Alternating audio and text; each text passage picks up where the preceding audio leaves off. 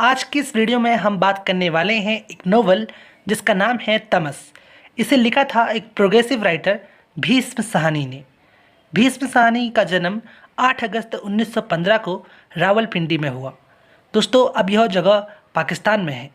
लाहौर से एमए करने के बाद इन्होंने अपनी पीएचडी पंजाब यूनिवर्सिटी से की और इनकी पीएचडी का टॉपिक था the concept of hero in Hindi literature.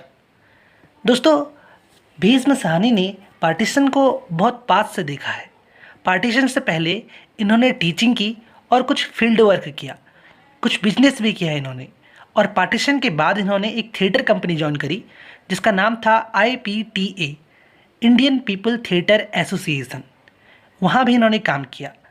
फिर ये बम्बई में जॉब करने लगे और कुछ साल बाद बम्बई के बाद अम्बाला और अमृतसर में डिग्री कॉलेज में पढ़ाने के बाद ये दिल्ली कॉलेज में परमानेंट बेस पर काम किया इन्होंने। साथ ही साथ एक फॉरेन लैंग्वेज पब्लिशिंग हाउस मस्काओ था, उसके लिए इन्होंने एज ए ट्रांसलेटर भी वर्क किया। दोस्तों, अब बात करते हैं इनकी कुछ वर्क्स की। तो इनकी कुछ शॉर्ट स्टोरीज़ हैं, जैसे भाग्य रेखा, पहला पाठ, भटकती राख और शोभा यात्रा, और निशाचर भी इनका एक शॉर्ट स्टोरी है। कुछ नोवेल्स हैं इनकी, जैसे झरोके, कड़ियाँ, तमस, बसंती, और एक और नोवेल है इनकी जिसका नाम है माया दास की माड़ी। कुछ प्लेज इन्होंने लिखे थे, जैसे कि हानूश, कबीरा खड़ा बाजार में और माधवी। ये 3 इनके प्ले हैं। अब तमस नोवेल 1973 में पब्लिश हुई थी। इस नोवेल में पॉलिटिक्स और रिलीजन दोनों को एज अ वेपन यूज किया गया है, यह दिखाने के लिए कि इंसान कितना पागल हो गया है रिलीजन के लिए, और इंसानियत का तो जैसे भूल ही गया है।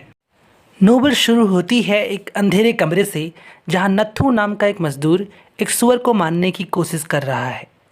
लैंप अभी तक जल रहा है, फ्लिकर कर रहा है, और पास में एक दीवार है जिससे 2 ईंटें गायब हो चुकी हैं। और नत्थू दीवार के पास आराम से बैठा हुआ है और काफ़ी परेशान है। वह सोच रहा है कि वह सुअर को कैसे मारे।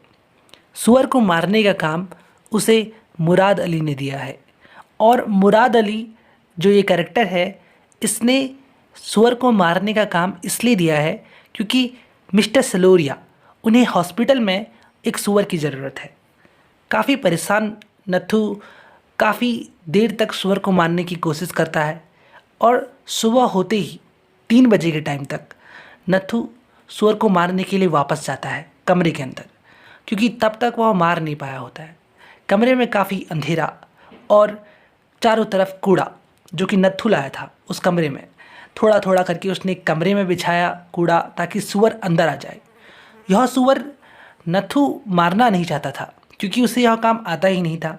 उसने बहुत मना किया, लेकिन मुराद अली ने उसके जेब में 5 रुपये का नोट डाल दिया मोड़ मार के।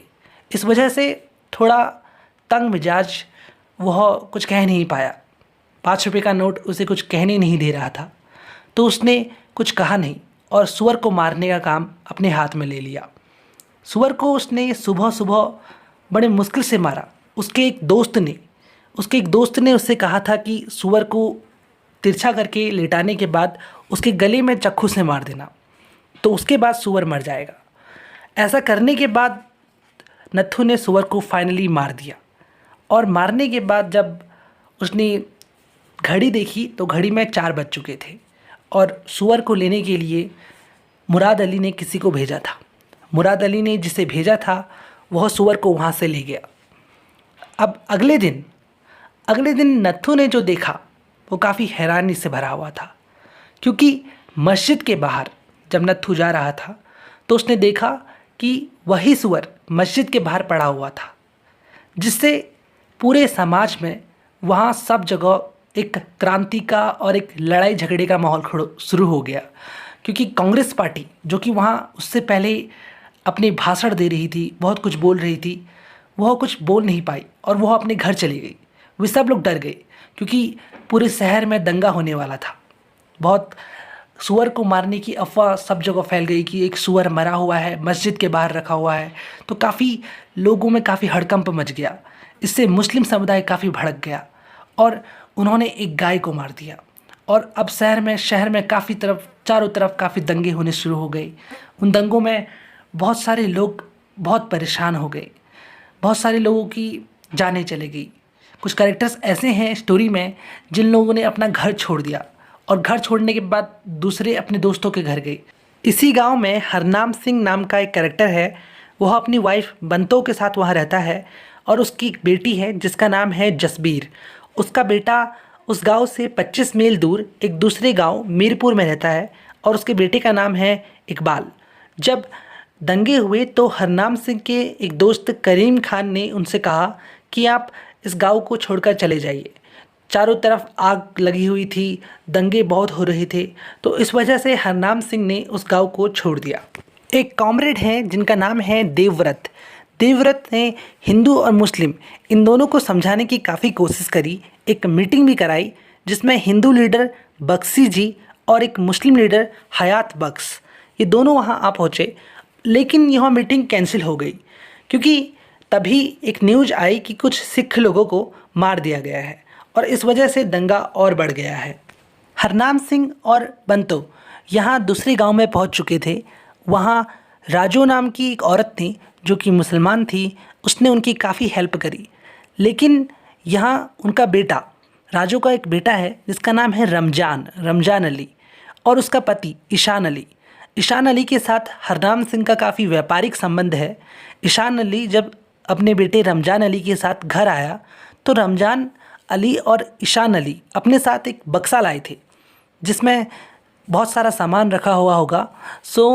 जब वो एक कमरे के अंदर पहुँचे तो हरनाम सिंह ने अपना बक्सा पहचान लिया और उसने बोला, लो चाबी मेरे पास है। तो वहाँ पर एक बहुत ही अजीब तरह का माहौल क्रिएट हो गया। रमजान अली को जब पता चला कि ये लोग हिंदू हैं तो उसने उन्हें पहचान लिया और उन्हें वहाँ से भी निकाल दिया गया। यह जो रमजान अभी अभी आया है, यह जब वापस घर की तरफ आ रहा था तब यह एक सिख से मिला था। वह सिख भाग रहा था और उसके पीछे कुछ मुसलमान पड़े हुए थे। तो इसने क्या किया, यह उन मुसलमानों के साथ गया पत्थर लेकर और उस सिख को मारने लगा।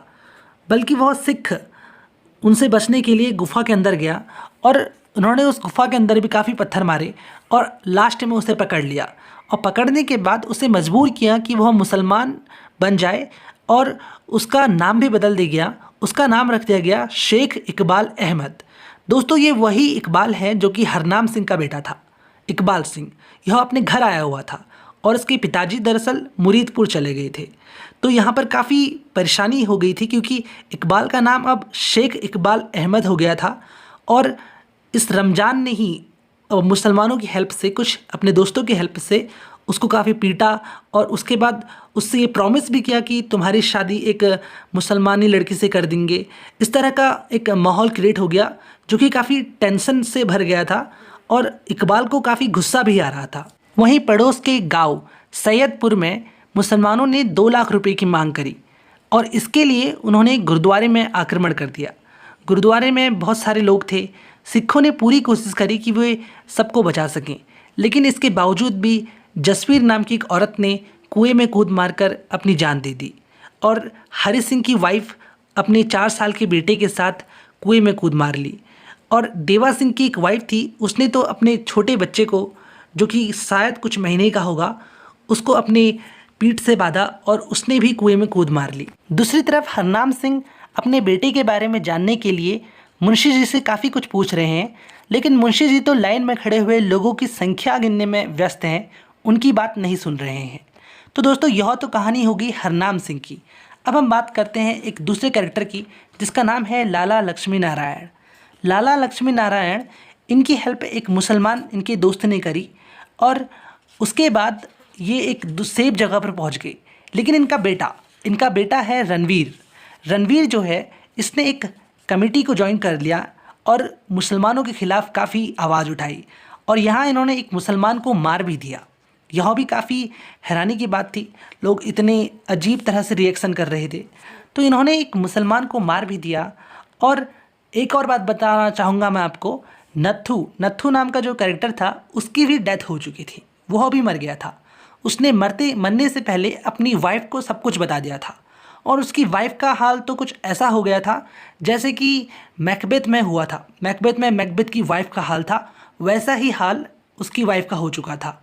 उसे ऐसा लग रहा था जैसे कुछ बहुत बड़ा पाप हो गया हो। अब इस एरिया के डिप्टी कमिश्नर रिचर्ड और उनकी पत्नी लीजा, इन दोनों के बारे में मैं आपको बताता हूँ। दरअसल ये लीजा यहाँ घूम रही है, रिचर्ड उसे बहुत जगह घुमा रहा है और हिंदू और मुसलमान इनके झगड़े के बारे में बताता है। अपने खाली टाइम पे लीजा अपने नौकरों से बात करती है जब वह घर पर अकेले होती है।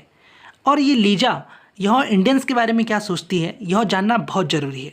इसके अनुसार जो इंडियंस होते हैं वो काफ़ी गुस्सैल होते हैं, काफ़ी लड़ाई करते हैं, काफ़ी हिंसक होते हैं और बहुत खुदगर्ज होते हैं। साथ ही साथ ये जो लोग होते हैं इंडियंस, ये धर्म के नाम पर लड़ाई करना ही जानते हैं और बाकी इन्हें कुछ नहीं आता। तो यह सब लीजा सोचती है इंडियंस के बारे में। बाद में एक समिति का गठन किया गया जिसका नाम था शांति समिति, और इसे चला रहा था मुराद अली, और एक नारे लगा रहे थे कि हिंदू मुस्लिम एक, हिंदू मुस्लिम एक। और इसी के साथ इस नोवेल का अंत होता है।